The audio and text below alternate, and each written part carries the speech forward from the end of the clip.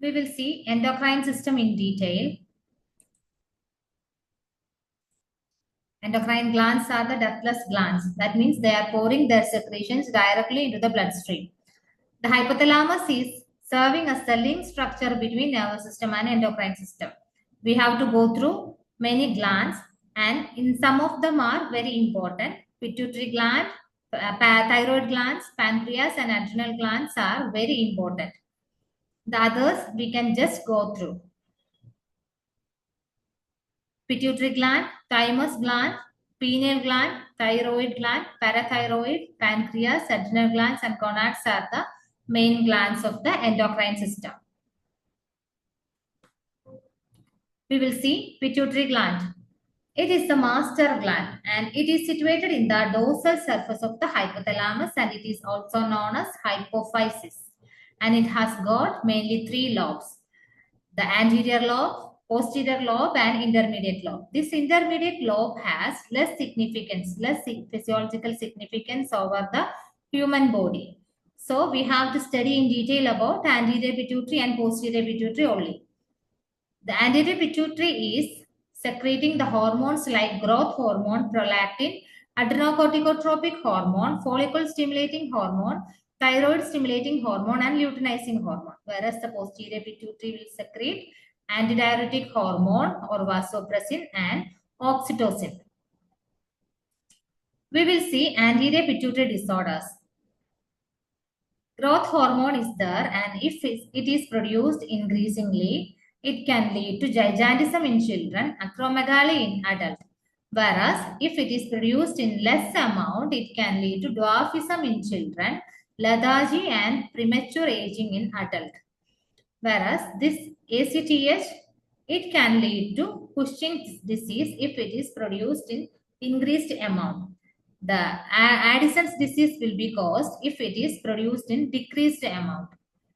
The thyroid stimulating hormone, if it is produced increasingly, it can lead to goiter, increased BMR, heart rate and BP. And it also cause Graves' disease. And if it is produced decreasingly, it can lead to BMR, heart rate, decreased BMR, heart rate, cardiac output, BP and cretinism in children. Next one is prolactin. If it is increasingly produced, it can lead to amenorrhea, and if it is decreased, means it can lead to little amount of milk. Milk production will be lower. And if the FSH is produced decreasingly, it can lead to late puberty and infertility. And about the luteinizing hormone, it can lead to menstrual cycle disturbance if it is produced in increased amount.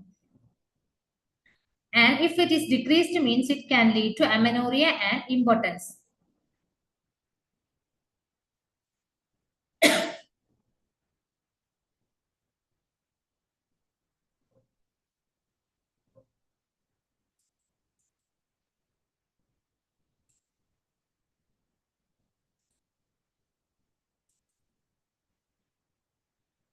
Thymus gland.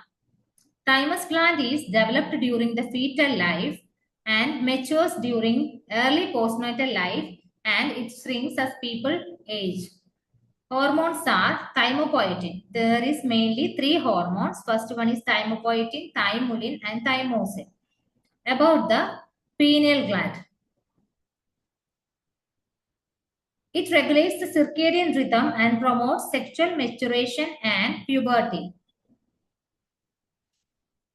This is the thymus gland, and it is butterfly shaped and it is just below the cricoid cartilage. We can see thyroid hormones. Thyroid gland hormones. There is three hormones. That is first one triiodothyroxine, that is T3, and thyroxine, that is T4. Then thyrocalcitonin. It can cause mainly hyperthyroidism and hypothyroidism. Hyperthyroidism means excessive production of thyroid hormone and there will be too much of energy is there. Whereas hypothyroidism means less secretion of the thyroid hormone, and it can lead to less energy. And the patient will be hyperexcitable in case of hyperthyroidism, whereas in hypothyroidism, patient will be have no energy. Patient will have no energy and weight loss will be seen. In case of hypothyroidism, there will be weight gain. Hyperthyroidism, there will be weight loss. Here, there will be weight gain. And the body will be hot. And the body will be cold in case of hypothyroidism. There will be hair loss in case of hyperthyroidism, whereas dry or brittle hair in case of hypothyroidism. Warm and moist palms can be seen. That means there will be over sweating can be seen. That cause warm and moist palms. Then in case of hypothyroidism, dry skin can be seen. We have to assess for the lab values. That means there will be increased T3 and T4, decreased TSH in case of hyperthyroidism, whereas in case of hypothyroidism, there will be T3 and T4 will be decreased and TSH will be increased. And also there is increased heart rate, blood pressure and GI function in case of hyperthyroidism. GI function increased means there will be diarrhea. And in case of hypothyroidism, there will be decreased heart rate, blood pressure and GI function, and thus it can cause constipation.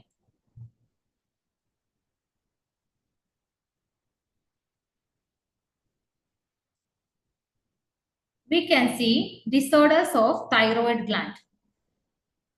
Thyroid disorders are mainly hyperthyroidism and hypothyroidism. Hyperthyroidism also can lead to Graves' disease, that is an autoimmune disorder. Then about thyroid nodule, a lump in the thyroid can be seen. Goiter also can be seen, but the goiter may be seen in both in hyper and hypothyroidism. Goiter means the enlargement of the thyroid gland. Thyroid storm can be seen. It is a complication associated with the Graves' disease and it occurs in case of patient with uncontrollable hyperthyroidism. And there will be myxedema. Myxedema is the case where a person with hypothyroidism faces stressful situation and he cannot cope up with that situation. And there is certain characteristic features also there. And this is skin changes. It is important. There will be puffiness and swollen skin can be seen. Where in case of myxedema coma is also an emergency situation where the patient cannot cope up with the situation. But the characteristic features are different. Hypothermia can be seen, hypoventilation can be seen, respiratory acidosis and hypotension can be seen. We can see parathyroid gland. That are 4 pea-sized glands at the back of the thyroid gland. This also cause hypoparathyroidism and hyperparathyroidism. Hypoparathyroidism means decreased production of parathyroid hormone. It can also lead to calcium, decreased calcium. That means hypocalcemia can be caused. The causes of hypoparathyroidism are thyroid surgery, parathyroid surgery, autoimmune diseases, infiltrative and familial history and idiopathic. That means cause is unknown. Hypocalcemia can be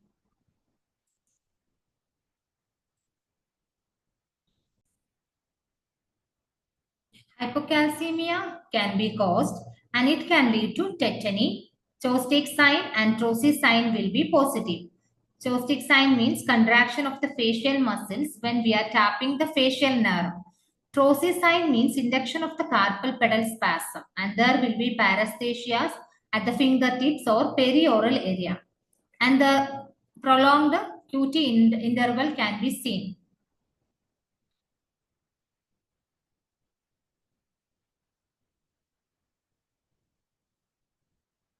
Hyperparathyroidism can be seen in case of as a disorder of parathyroid hormone.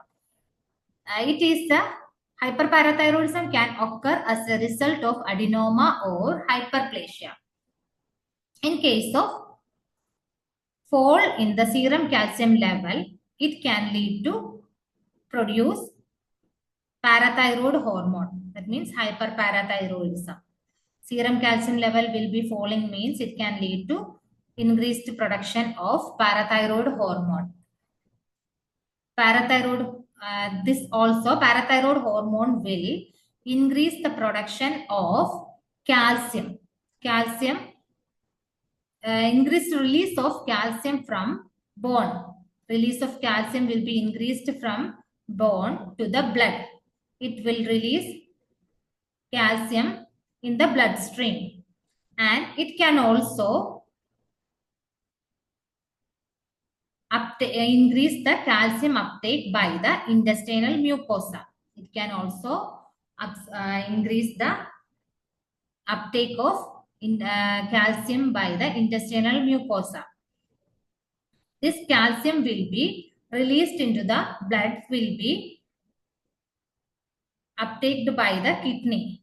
Increased calcium reabsorption also seen. And this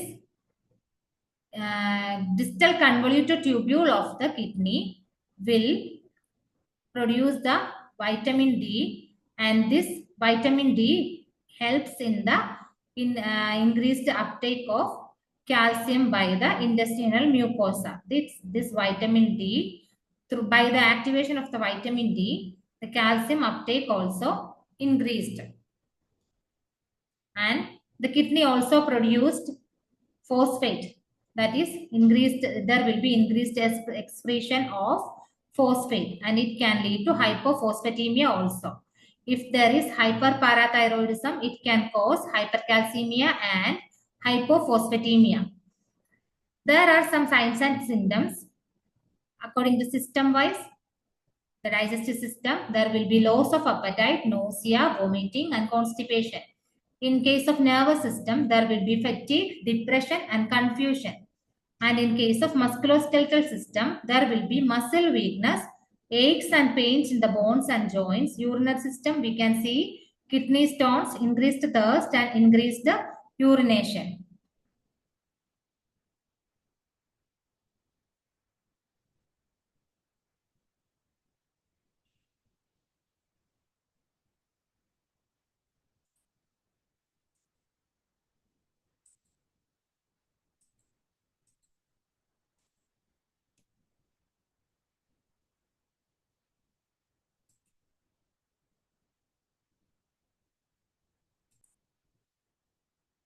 We will see about the pancreas. It is both exocrine and endocrine gland, and it has got certain hormones like insulin, glucagon, and somatostatin. Insulin is secreted by the beta cells of islets of Langerhans. Glucagon is secreted by alpha cells, and somatostatin is secreted by delta cells. These are important.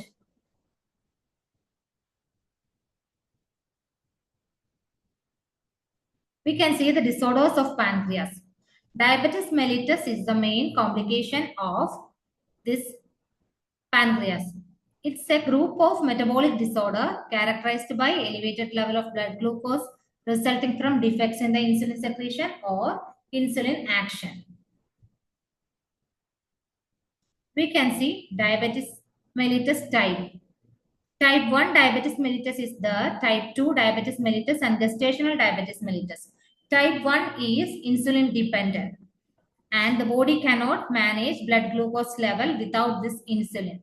And in case of type 2, this diabetes, the type 2 diabetes, the person is not producing enough insulin from the pancreas to manage the blood glucose level. That is why it is non-insulin dependent diabetes mellitus.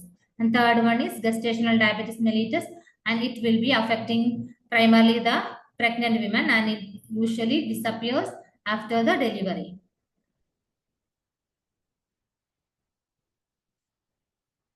We will see the clinical manifestations of diabetes mellitus. There are three classic symptoms are there: polydipsia, polyphagia, and polyuria. This is polyphagia. And there will be hyperglycemia, blurred vision. This is also important. This classic signs, classic symptoms of diabetes mellitus: polydipsia, polyphagia, and polyuria. There will be hyperglycemia, blurred vision, diabetic ketoacidosis, dry skin, slow healing wound, and weakness. System-wise, symptoms also can be seen, and this eyes will be having blurred vision. Respiratory system, smell of acetone will be there, and Kussmaul's respiration will be there. That means hyperventilation can be seen. In gastrointestinal system, nausea, vomiting, and abdominal pain can be seen. And in case of urinary system, polyuria and glycosuria are there, and there will be weight loss. And central nervous system, lethargy, stupor, polydipsia, and polyphagia can be seen. Complications of diabetes mellitus.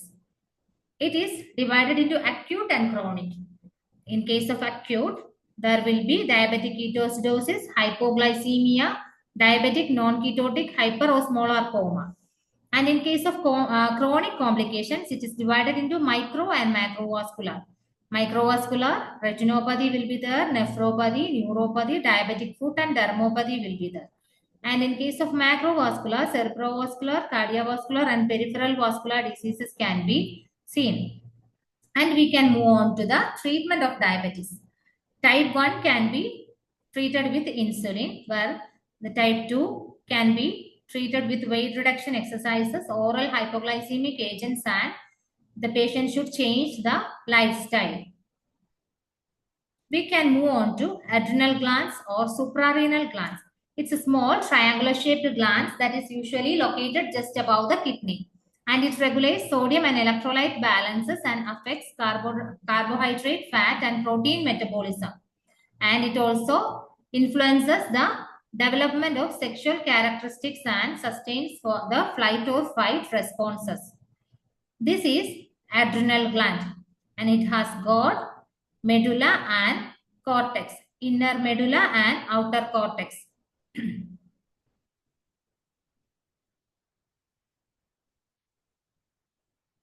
Adrenal cortex, it is outer shell, where adrenal medulla is the inner core, and it synthesizes glucocorticoids, and where the inner core, it produces the epinephrine and norepinephrine, adrenaline and noradrenaline. It also secretes small amount of sex hormones like estrogen and testosterone. It synthesizes glucocorticoids and mineralocorticoids, secretes small amount of sex hormones.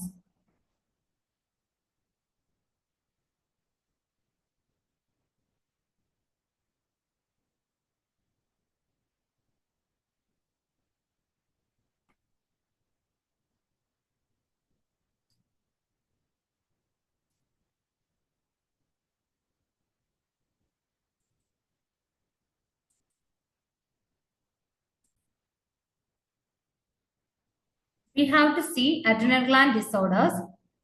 Mainly, Addison's disease and Cushing syndrome are the two disorders of adrenal gland. We can compare these two. In case of Addison's disease, there will be lethargy, fatigue, and muscle weakness. Whereas in Cushing syndrome, there will be generalized muscle wasting and weakness.